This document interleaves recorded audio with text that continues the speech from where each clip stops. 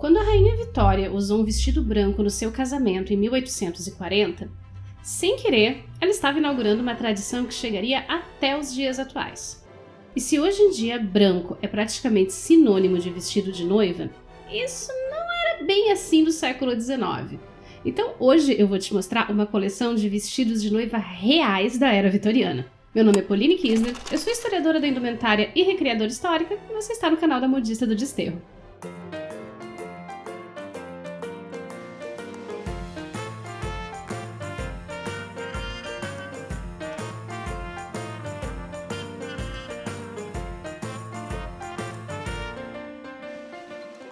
Olá, modistas! Tudo bem com vocês aí desse lado? Junho, Dia dos Namorados tá aí. Então vamos falar um pouquinho sobre casamentos na era vitoriana?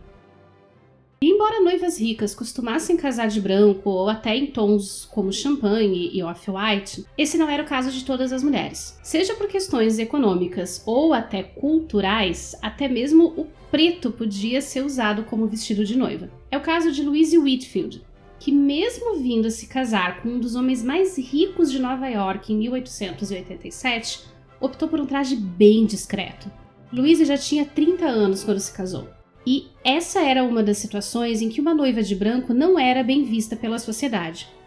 Então Louise vestiu um traje de viagem em lã cinza, com detalhes em dourado, e já saiu da cerimônia direto para o navio que levaria os recém-casados para a lua de mel na Escócia. No caso específico de viúvas que desejassem se casar de novo ainda durante o período de luto, o branco era uma cor totalmente impensável.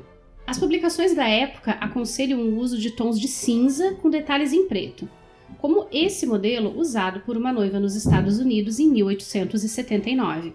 Mas havia também as que optavam por outras cores do luto aliviado, em especial as combinações de preto e roxo, como esse modelo britânico de 1885.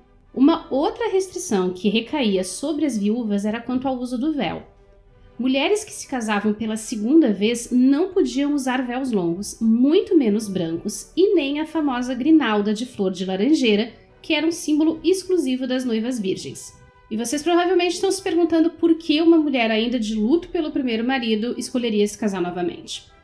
E isso não era exatamente uma coisa incomum na era vitoriana, e também não significava que os noivos estivessem perdidamente apaixonados um pelo outro. Muitas vezes esses segundos e até terceiros casamentos aconteciam por questões de necessidade mesmo. Viúvas deixadas com filhos pequenos frequentemente se viam obrigadas a procurar um novo casamento por questões financeiras. Ter um marido significava ter suporte financeiro e uma casa para morar e criar os filhos do primeiro casamento. Essas questões financeiras delicadas são um outro motivo que explica a existência de noivas que se casavam com vestidos comuns na era vitoriana. Outra vez, é por uma questão de praticidade. Vestidos brancos ou pérola feitos de seda eram caros, difíceis de se manter limpos e seriam usados apenas uma única vez pela mulher comum. Até por isso, o vestido de noiva branco era um grande sinal de status na era vitoriana. E quem não podia ou não queria arcar com esses custos, podia perfeitamente escolher um outro vestido em outras cores que pudesse ser reaproveitado para outras ocasiões sociais no futuro. É o caso desse traje canadense de 1872, que serviu como vestido de noiva e depois como traje de jantar, que é uma história muito semelhante a esse vermelho maravilhoso dos Estados Unidos de 1878 e desse azul de 1868. E eu duvido que se você visse algum desses vestidos sem identificação, você imediatamente pensaria neles primeiro como sendo vestidos de noiva. Mas o fato de vestidos coloridos serem mais comuns não significa que os tons tradicionais não fossem usados pelas noivas do período. Eles eram, e muitos deles chegaram até nós em excelentes condições justamente porque foram peças pouquíssimo usadas e guardadas com muito cuidado e com muito carinho. Como é o caso do vestido da Rainha Vitória, que tem até a grinalda e as sapatilhas de cetim totalmente preservadas. Ou desse traje francês maravilhoso de 1872, usado apenas 2 vezes conforme o costume francês da época, no dia do casamento e no primeiro evento de gala que os pombinhos participassem depois da lua de mel. Mas a gente precisa falar também sobre os vestidos de noiva pretos, porque eles eram usados na era vitoriana e não necessariamente porque a noiva estava de luto. Em algumas regiões da Alemanha, Letônia e Lituânia, era comum até o início do século XX que as noivas casassem de preto.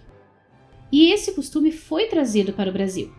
Existem vários registros visuais e escritos desses vestidos nas regiões de colonização alemã em Santa Catarina, Rio Grande do Sul, Paraná e até no Rio de Janeiro. Mas a vida e os seus acidentes aconteciam ontem, assim como acontecem hoje, e o Museu de Whitby, na Inglaterra, tem um vestido de noiva preto com uma história bastante triste. Em 1874, faltando apenas um mês para o seu casamento, o pai de Mary Gardner faleceu de repente, e os costumes da época exigiam que ela mantivesse luto fechado pelo pai por pelo menos 3 meses. Isso também significava que o casamento teria que ser adiado, porque, de acordo com os costumes da época, uma mulher que estivesse de luto fechado não poderia participar de eventos sociais durante os meses em que estivesse de luto fechado. Mas acontece que os noivos estavam de viagem marcada para a Índia, onde o futuro marido de Mary ia assumir um posto da administração colonial britânica. Então, adiar esse casamento era uma coisa totalmente fora de cogitação. Num esforço absurdo, o ateliê recriou o vestido de noiva de Mary em preto exatamente nos mesmos detalhes do vestido original, que seria branco, em menos de um mês. E Mary ainda entrou na igreja com um véu preto parecido com esse da foto, um sinal bem claro à sociedade de que ela não estava desprezando totalmente a morte do seu pai. Casar era tão complicado e cheio de coisinhas na era vitoriana como é hoje em dia.